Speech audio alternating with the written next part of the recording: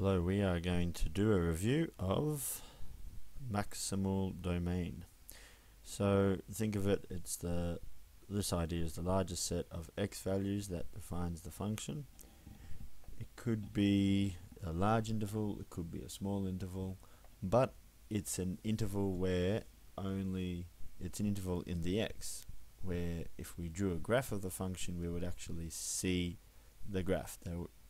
Outside the maximal domain there won't be a graph. So let's consider a function first. Let's think about the graph of this function. So we've got some parabola inside a square root, and I need to have a little understanding about functions involving square roots, such as well, what about the argument of the square root, which is the part inside the square root? What happens if the value of that becomes negative? Then the square root is undefined.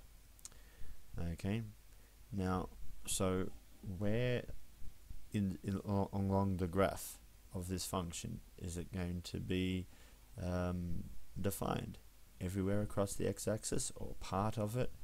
Is there a region where it's undefined? So first off, let's consider this is a parabola. It can be factorized, and a parabola can in fact have positive and negative y values. And by factorizing we can see, well, it's a parabola with x-intercepts, x equals 2 and x equals 3. When the y value is 0, we can determine the x-intercepts. So let's have a look at a graph of this function. So that's the graph of the square root of our parabola. And we've got a region here where we can see that there is no actual function. There's no graph. So what is this interval? And how would we determine it without actually seeing the graph? Can we work out what are these this region here? Now, intuitively we might say that, well, if I'm just sketching the parabola only, then my parabola is when it has x-intercepts at 2 and 3, and it's a positive parabola, so it's going to have a general shape like that, and below the x-intercepts I'll have a negative graph.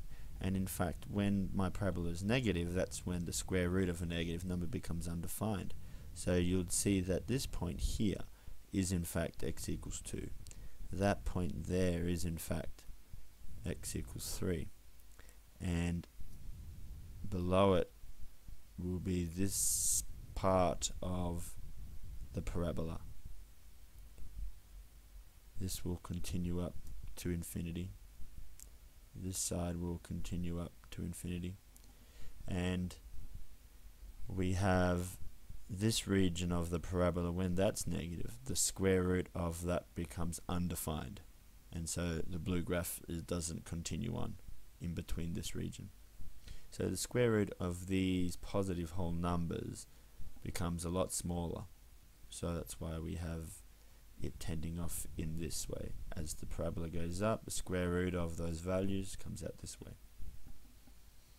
So let's see, how can we work out such an interval with using some algebraic process. So first off, let's find the maximum or implied domain for this function.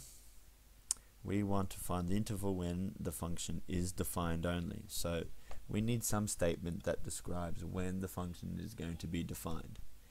And our f of x will be defined when the part inside the square root is only positive, when it is not negative. So we make that statement. We make the argument is greater than or equal to 0, which means that it stays positive. So if it is less than 0, then it would be negative and hence undefined. Now from there, we need to treat this like an inequality equation, some inequation that we have to solve for x. And the process we have to undertake is to try and get x or by itself, one x term by itself, like this one here. So we're able to go ahead and do inverse operations to solve for x. We have to first factorize by completing the square. So that means looking at this number, which is the coefficient of x, you halve it, then you square it, you add it on, and you subtract it away. And that's this part here, the part that is subtracted here. This is 5 squared and 2 squared. Okay, so in completing the square, the first 3 terms, when you add the square of the half the coefficient of x, it forms part of the first 3 terms, which produces a perfect square, this bit here.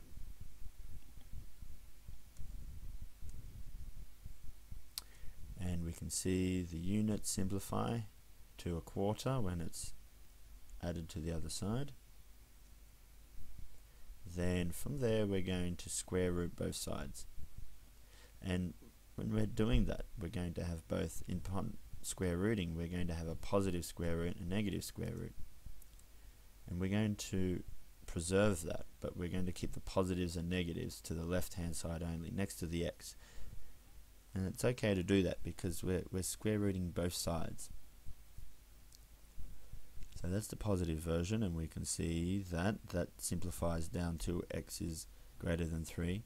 But in the negative version here, we must divide by -1 first. That in fact turns our inequality sign in the other direction, and we can see here it's now facing that way, when before it was facing that way. So it's changed direction when we divide by the -1. And this here defines some interval. X is greater than or equal to 3 and x is less than or equal to 2. So that only occurs when it's on the outside. X is all real numbers outside that interval between 2 and 3.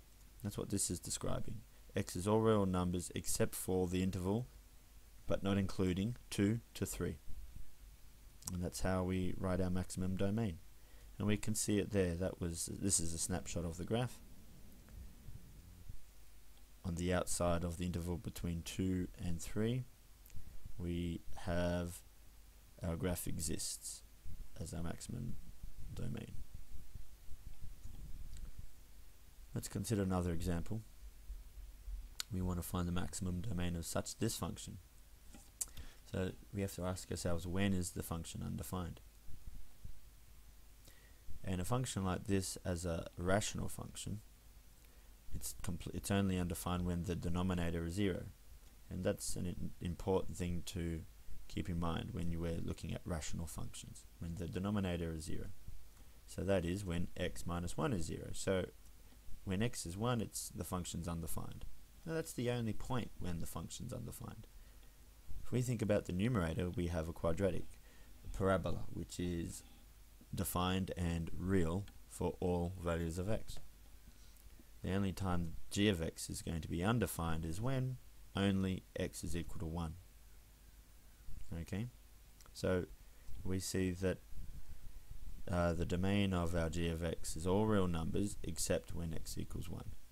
That's when the denominator becomes 0. So that one's straightforward to think about. But how are we going to graph such a function? And this is an interesting function because quadratic divides some linear divisor. Might bring you to realize that some quotient, another factor, could also be linear. And in fact, we'd want to carry out some division to help us sketch. So the first thing is we're going to simplify the function, by doing a division. Now before we can do a division, we're going to factorize the numerator, or at least to check to see if the numerator can be factorized. So what numbers multiply to give 3 and add to give -4? And in fact we have x minus 1 and x minus 3 as two possible factors. And we can see, voila, we have a common factor and they can be cancelled out. We end up with just g of x being equivalent to some linear function, x minus 3. It's a linear function overall, but it's in some form that needs to be simplified. So how do we draw this? Straight lines. Straight lines are easy to draw, and we know that straight lines generally are defined everywhere. But this is a tricky one to think about, because our g of x is undefined when x equals 1. So we need to draw a straight line that's defined everywhere in all real numbers except when x is equal to 1. 2, 4. So it's essentially going to be a simple straight line that is similar to this, looks like this. Not drawn completely to scale, but here that is the y-intercept of -3, let's just say, and when x is 3 we have an x-intercept. But if I just did my sketch just like that, it'd be incorrect, because I haven't considered my maximal domain. I haven't shown anywhere in my sketch that it's undefined when x is 1. How would we show that? We would in fact need to use an open end, some gap at that point x equals 1, and that needs to be shown as, let's say x equals 1 is here. That needs to be shown as some endpoint that is open, which means some not solid, not colored in,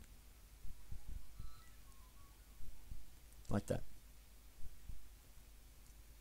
And we state the coordinate 1, x equals 1, and when x equals 1 I get y equals -2 from the equation.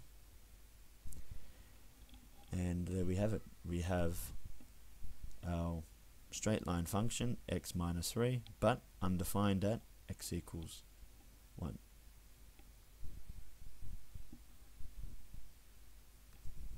And thanks for watching.